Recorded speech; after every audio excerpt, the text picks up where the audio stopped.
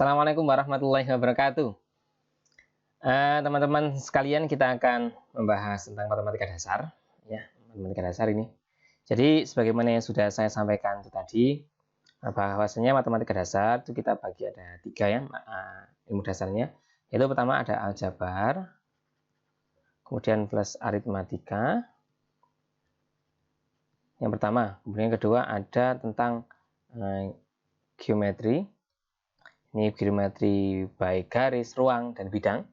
Dan yang ketiga tentang perbandingan.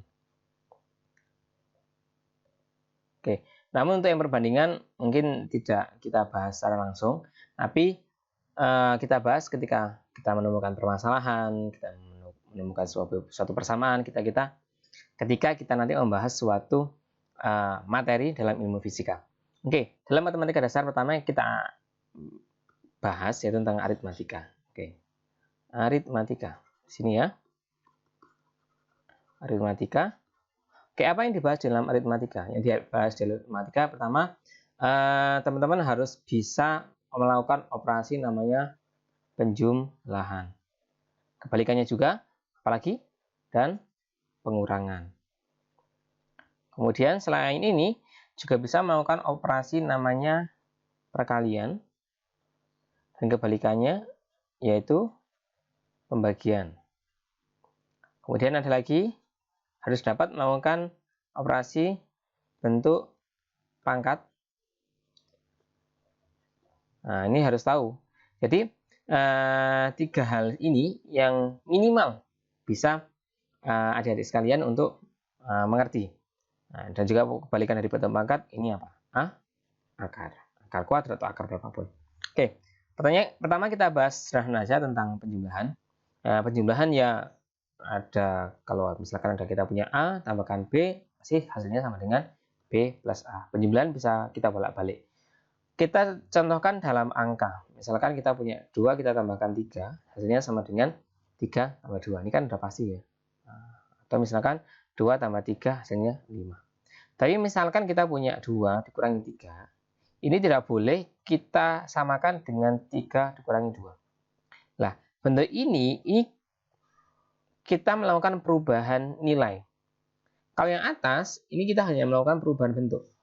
Kalau kamu perhatikan, ini yang 2 ini punya tanda positif. 3-nya positif, ini 3-nya positif, 2-nya positif. Kita kan tidak merubah nilai yang tetap positif.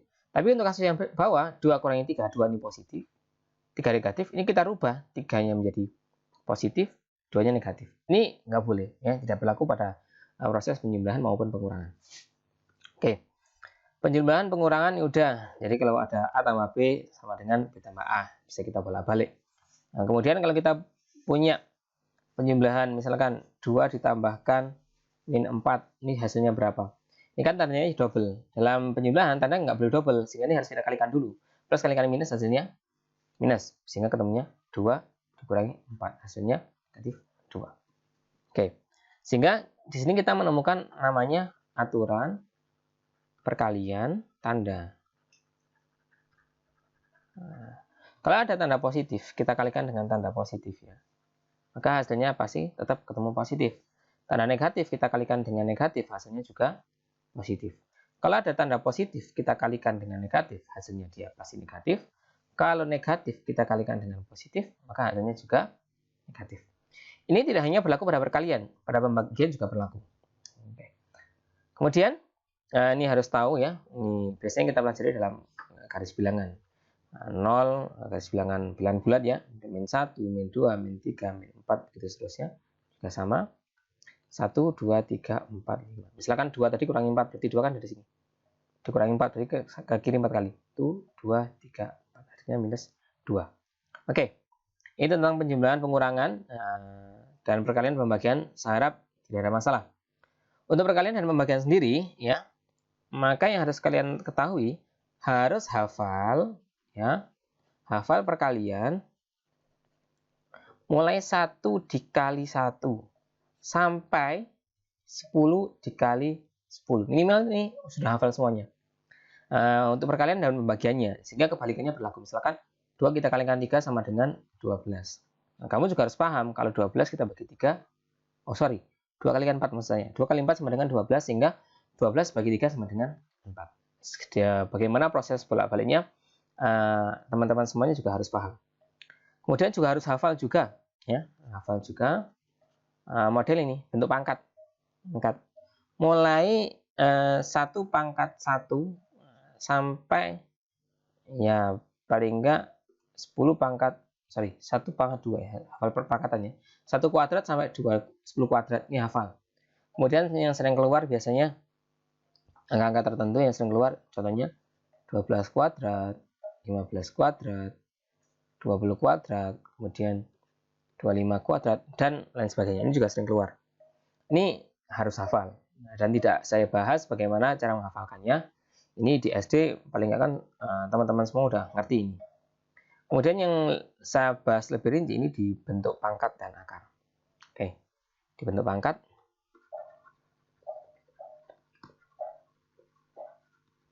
Oke, di bentuk pangkat itu kan kita punya, misalkan kita punya A, kita kalikan A, ini hasilnya sama dengan A kuadrat.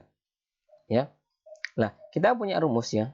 Kalau dalam bentuk pangkat seperti ini, yang kita tulis lagi A pangkat N, misalkan nilai A ya, ini kita namakan sebagai basis atau bilangan pokok.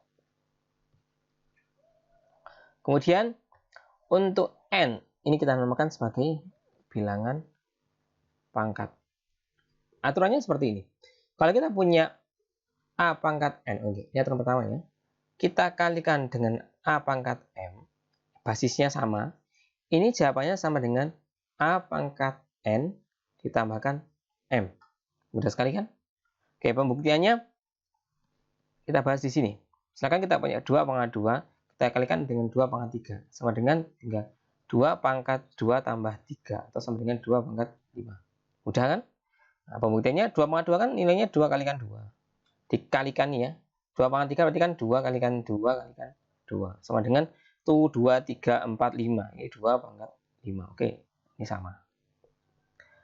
Yang kedua, kalau ada A pangkat N, kita bagi dengan A pangkat M, maka kebalikannya. Ini sama dengan A pangkat N dikurangi M. Ya, ini syaratnya bentuk 1 sama 2.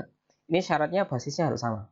Oke, ini contohnya. Misalkan kita punya 2 pangkat 4 ya, mau kita bagi, baginya kita tulis dalam bentuk per ya, 2 pangkat berapa tadi, 2 misalkan, ini hasilnya sama dengan 2 pangkat 4 kita kurangi 2, hasilnya sama dengan 2 pangkat 2. Oke, kita buktikan di sana.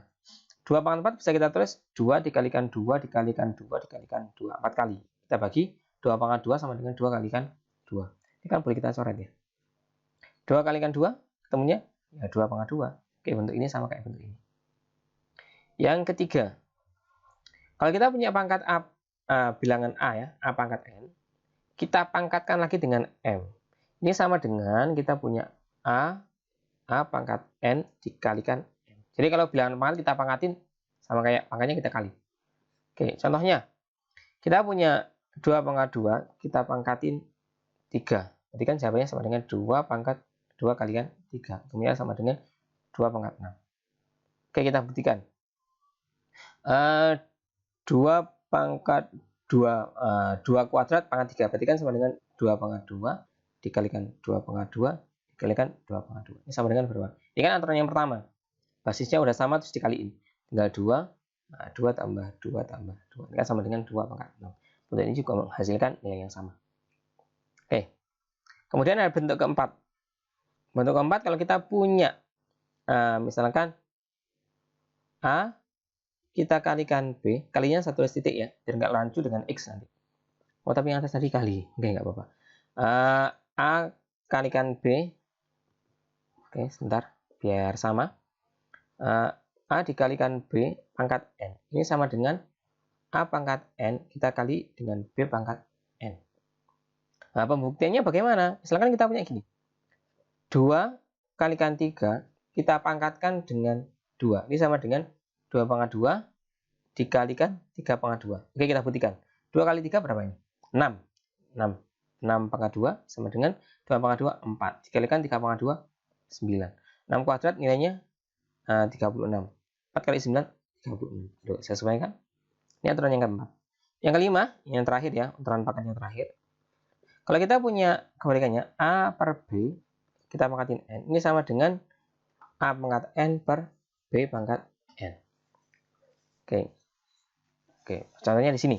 Kita punya bilangan 8 per 2 pangkat 2. Ini sama dengan 8 kuadrat per 2 kuadrat. Oke, kita buktikan. 8 bagi 2, 4 kuadrat. Sama dengan 8 kuadrat ini 64 per 2 kuadrat 4. 4 kuadrat ketemunya 16. 64 kita bagi 4 juga nilainya 16. Oke, ini sesuai. Jadi, bentuk umum, bentuk pangkat yang harus diketahui, ini bentuk seperti ini. Ya, ada 5 bentuk. Oke, saya stabilo ya. Bentuk 1. Bentar. Ini bentuk 2. Ini bentuk 3.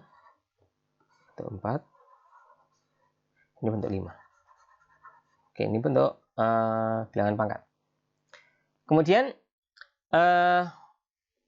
dalam bentuk pangkat dan akar, tadi yang pertama ya, kalau di atas tadi kan ada bentuk pangkat dan akar. Ini ada 3 hal yang kita pelajari. Kita masih belajar hal pertama. Kemudian kita untuk mempelajari yang kedua, yaitu tentang pangkat tak sebenarnya.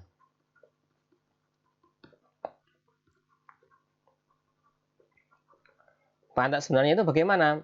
Jadi misalkan gini, kita punya suatu nilai A pangkat 0. Ini nilainya sama dengan 1. Dengan catatan A tidak sama dengan 0. Kenapa? Soalnya 0 pangkat 0 ini nggak mungkin sama dengan 1. Nggak bisa ya. Misalnya ini. Kemudian kalau kita ada bilangan A pangkat min N. Ini pangkatnya pangkat negatif. Ya. Yang pertama ini pangkat 0. Yang kedua pangkat negatif. Kalau ada pangkat negatif, ini berarti sesungguhnya dia lokasinya tidak di atas, tapi di bawah. Ini di penyebut. Ya. Ini sama dengan, bisa kita tulis A1 per A pangkat N. Oke, begitu juga sebaliknya.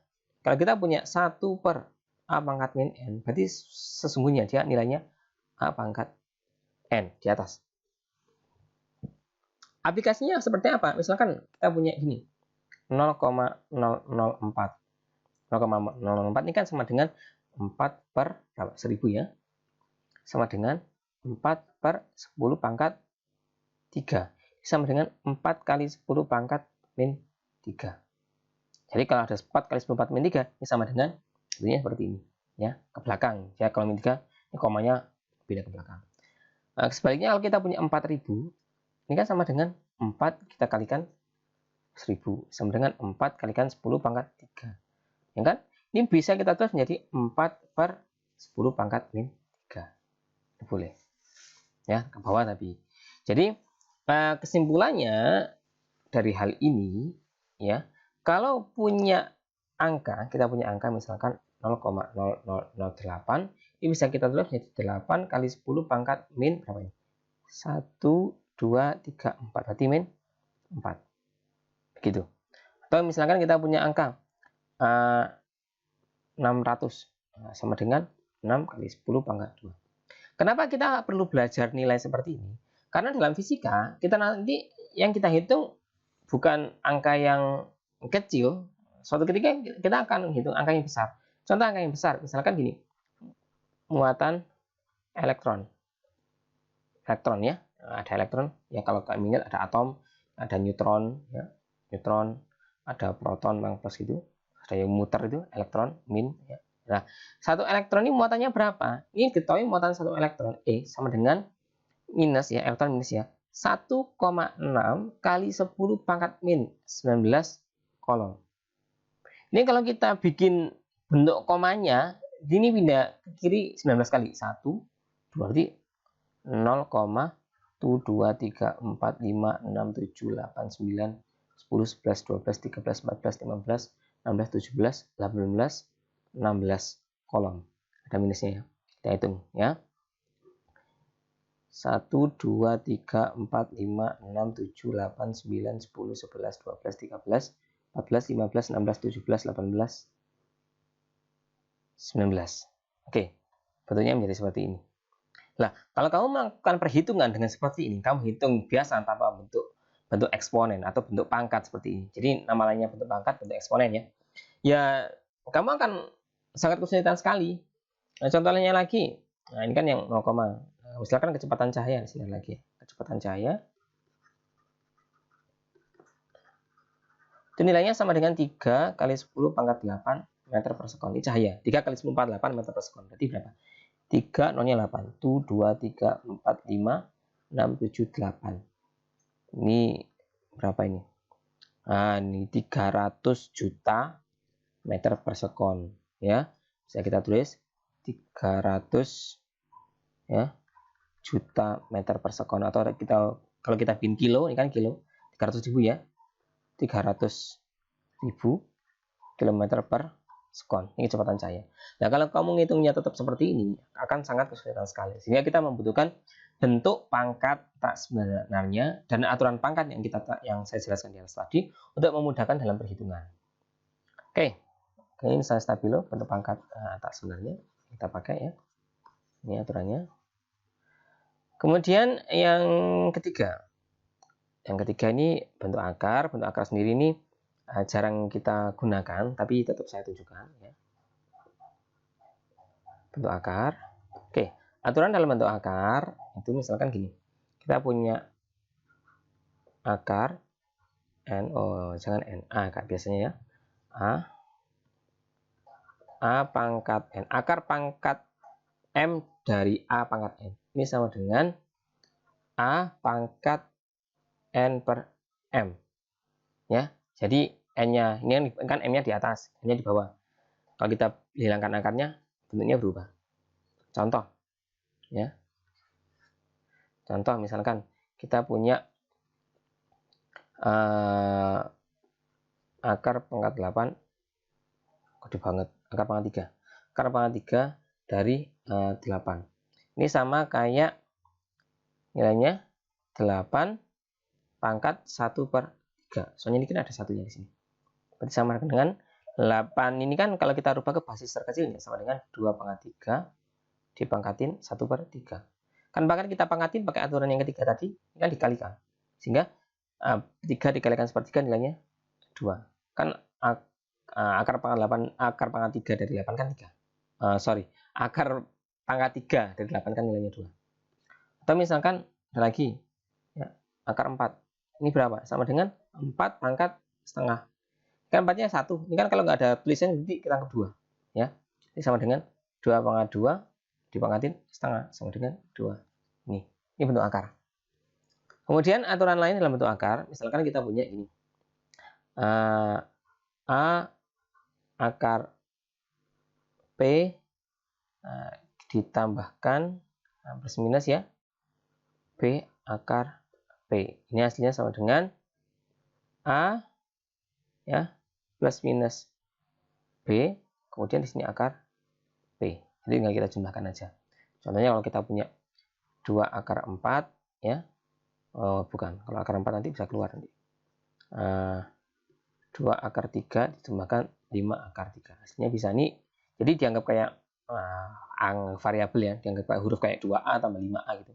Kayak 2A tambah 5A. Cara kerjakannya seperti itu. Sama dengan, ya kalau ini kan bisa ya, 7A. Sehingga nilainya sama dengan 7 akar 3.